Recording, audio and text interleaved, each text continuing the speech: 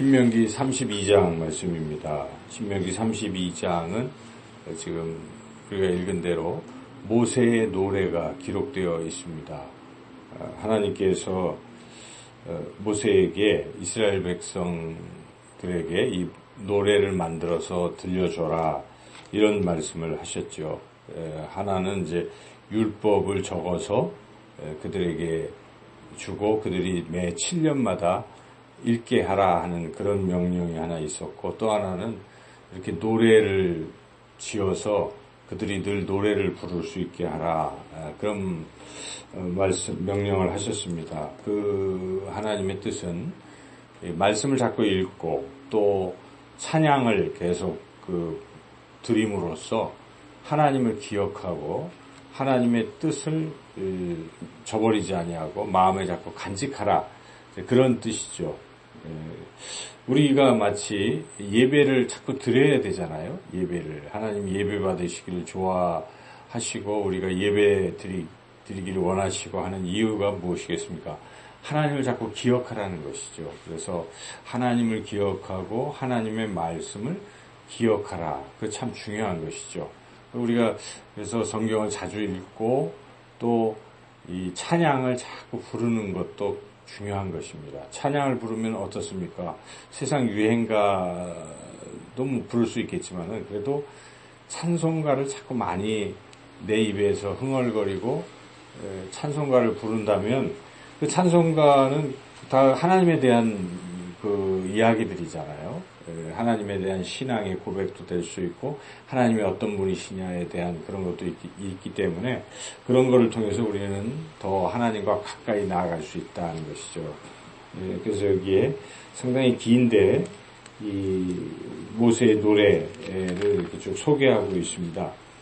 이 내용은 또 무엇인가 살펴보면 하나님이 은혜를 베푸셨다. 첫째, 은혜를 베푸셨다는 내용이고, 그러나 그럼에도 불구하고 이스라엘 백성이 그 은혜를 저버렸다. 이런 것이죠. 하나님이 이렇게 저렇게 마치 독수리가 그 새끼를 이렇게 품고 하듯이 이스라엘 백성을 인도하고 이렇게 해 주셨다. 너희들은 그 옛날을 기억하고 너희 선조들이 그 하나님의 은혜를 받았던 것들을 기억하라. 이렇게 처음 부분은 그렇게 돼 있는데, 이렇게 이제 13절, 14절 아주 기름지게 다 하셨다. 그렇지만 이들은 그 은혜를 저버렸다. 이것이죠. 그래서 15절, 16절이 그런 내용인데요. 계속되고 있는데 그 부분만 한번 읽어보겠습니다. 그런데 여수run이 기름짐에 발로 찼도다. 네가 살찌고 비대하고 윤택함에 자기를 지으신 하나님을 버리고 자기를 구원하신 반석을 업신 여겼도다. 그들이 다른 신으로 그의 질투를 일으키며 가증한 것으로 그의 진노를 격발하였도다. 이렇게 은혜를 하나님이 잘 해주시니까 자기가 잘나서 그런 것처럼 생각하고 윤택하고, 이 여수run은 사슴과 같은 그런 거죠. 이렇게 사랑받는 존재인데, 그게 지금 자기가 기름지고 비대해지니까 자기에게 은혜를 베푸신 하나님을 발로 차버리고, 그리고 엉뚱한 것을 또 섬기고, 그래서 하나님의 진노를 격발하였다. 이제 그렇게 노래의 내용이 나오고 있습니다. 이스라엘이 실제로 그렇죠. 그래서 하나님은 그것을 아시고 이스라엘 그 후손들이 그렇게 될 것을 아시고 이 노래를 지어서 부르면, 이게 노래를 부르다 보면 미리 예방도 되고 또 그렇게 됐을 때 자기 자신이 지금 은혜를 망각한 자들이구나 하는 것을 깨닫게 되는 것이죠. 이제 그렇게 노래 내용이 되고, 그래서 하나님은 은혜를 저버린 그들에 대해서 진노하시는 것이죠. 그래서 징계를 하십니다. 그 징계의 내용들이 이제 20절, 20쭉 하나님의 분노, 22절 이런 쭉 나오는 것이죠. 그래서 그들이 이런저런 질병이라든지 또 칼, 또 등등으로 징계를 받게 될 것이다. 이제 그런 것이죠. 그래서 그렇지만 하나님께서 그 징계를 통해서 이스라엘을 완전히 다 멸망시키는 것은 아니다는 것이죠. 하나님이 분노하셔서 다 그냥 멸망시키리라 하셨지만 그 진노를 거두셨다. 이제 그 말씀을 또 하고 있습니다. 26절이 그것인데요. 26절 읽어보시죠. 내가 그들을 흩어서 사람들 사이에서 그들에 대한 기억이 끊어지게 하리라 하였으나, 예, 그렇죠. 하나님이 진멸하시려고 하셨으나, 이스라엘 바벨론 포로로 그냥 그렇게 흩어지잖아요. 그걸로 끝내려고 하셨으나, 그러나 하나님께서 그 진노를 다시 거둬들이셨다.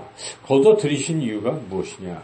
이스라엘 백성이 뭐 특별히 잘해서 하나님이 진노를 거둬들이신 것이 아닙니다. 두 가지 이유가 이 노래에 나오고 있는데, 첫째는 세상 사람들이 손가락질 할까봐 그런 것이죠. 하나님이 자기 백성을 저렇게 또 다 진멸시키는 게 뭐야? 이제 이렇게 그런 비난에 대한 것 때문에 하나님이 진노를 거두셨다. 그 이제 27절에 나오고 있죠. 읽어보겠습니다.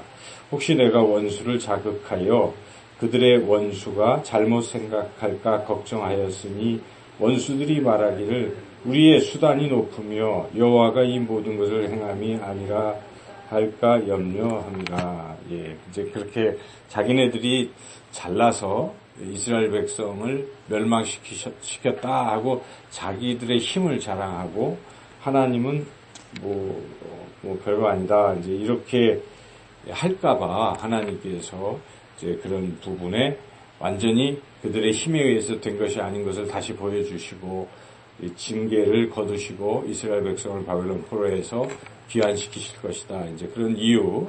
첫째는 하나님의 그 능력과 위엄을 나타내시기 위한 것이 하나 있고, 두 번째는 아주 중요한 것인데 그것은 불쌍히 여기시기 때문에 하나님이 징계는 하시되 철저한 어떤 멸망까지 이르게 하지는 아니하신다 하는 것이죠. 그래서 그 부분이 이제 36절에 나오고 있습니다. 36절을 읽어보겠습니다. 참으로 여호와께서 자기 백성을 판단하시고 그 종들을 불쌍히 여기시리니 곧 그들의 무력함과 갇힌 자나 노인자가 없음을 보시는 때다. 예. 그래서 바벨론 포로에 있는 그들을 하나님이 불쌍히 여기셔서 다시 포로에서 귀환시켜 주신다는 것입니다. 그래서 우리가 하나님의 이 불쌍히 여기심이 없으면 사실 우리는 다 멸망하고 말았을 것입니다. 그제 주일 우리가 설교를 통해서 들었지만 하나님은 우리를 긍휼히 여기시는 분이십니다. 그래서 아담과 하와가 죄를 졌지만 하나님 불쌍히 여기셔서 가죽 옷도 입혀주셨을 뿐만 아니라 또 창세기 3장 15절 말씀대로 그 여자의 후손을 통해서 뱀의 머리를 진멸하시고 예수 그리스도를 통해서 구원의 길을 이미 여셨다는 것이죠. 그것은 아담과 하와가 진멸되는 것이 불쌍히 여기셨기 때문에 그런 것이죠. 이스라엘 백성이 그렇게 해도 바벨론 포로의 상태에서 하나님 불쌍히 여기셔서 다시 귀환시키시고 계속 그런 하나님의 그 긍휼히 여기심 때문에 우리가 살 수 있다는 것입니다. 그래서 우리는 하나님의 이 긍휼하심, 불쌍히 여기심에 더욱더 감사하며 또 살아가야 할 것입니다. 이스라엘 백성도 그러한 상황 속에서 하나님의 그 은혜와 또 잘못 징계를 하시지만 불쌍히 여기셔서 다시 또 기회를 주시는 이러한 은혜를 지금 이렇게 노래를 통해서 하면서 깨달고 이제 다시 돌아오는 그런 회개를 할 수 있는 계기가 되는 거죠. 그래서 그런 지금 43절까지 이렇게 모세의 노래가 계속되고 있습니다. 그리고 모세는 이 노래를 다 이제 이스라엘 백성에게 가르쳐 준 후에 제발 말씀을 잘 지켜라, 순종해라. 여러분과 여러분의 후손들에게 명령을 해라. 명령을 해서 하나님 말씀 잘 지켜라. 지키는 것이 살 길이다. 헛일이 아니다. 말씀 순종하는 것은 헛일이 아니다 하는 것입니다. 우리가 신앙생활 잘하면 그게 하나도 헛것이 아닙니다. 헛된 일이 아니라 생명이고 축복이라 하는 것이죠. 이미 우리는 신명기 28장에 생명과 축복 그리고 죽음과 저주가 우리 앞에 놓여 있는데 어떤 걸 택할 것이냐. 하나님 말씀에 철저히 순종해서 생명과 복을 얻으라 하는 것을 좀 모세가 이제 죽기 바로 직전에 마지막으로 또 한 번 당부하고 있는 것이죠. 이제 느보산에 올라가서 모세는 죽잖아요. 그 이제 우리 32장 끝부분에 그게 이제 기록되고 하나님이 그렇게 말씀하셔서 곧 죽게 되는 것인데 이제 그 전에 모세가 모세의 노래를 다 알려준 후에 마지막으로 하는 말씀이 46절, 47절이죠. 같이 한번 읽겠습니다. 그들에게 이르되 내가 오늘 너희에게 증언한 모든 말을 너희의 마음에 두고 너희의 자녀에게 명령하여 이 율법의 모든 말씀을 지켜 행하게 하라. 이는 너희에게 헛된 일이 아니라 너희의 생명이니 이 일로 말미암아 너희가 요단을 건너가 차지할 그 땅에서 너희의 날이 장구하리라. 네. 이렇게 하나님의 말씀 우리가 읽었는데 결국 하나님 말씀을 우리가 잘 듣고 준행하는 것 그것이 살 길인 것입니다. 그것은 결코 헛된 일이 아닙니다. 우리 대에 잘 순종하고 우리가 하나님 앞에 가면 또 현세적인 복이 우리에게 임하지 아니하였다 하더라도 자손들에게 그러한 복이 또 임하게 되는 것입니다. 그리고 자손들이 뭐 잘못해도 부모의 어떤 그러한 것을 통해서 그들이 그래도 하나님의 또 선한 인도하심을 받게 된다 하는 것입니다. 그래서 우리는 하나님 말씀 순종하는 것은 하나도 헛것이 아니다 하는 것을 기억하시고 하나님 말씀에 더욱더 순종하는 그러한 삶을 살아가시기를 주님의 이름으로 축원합니다.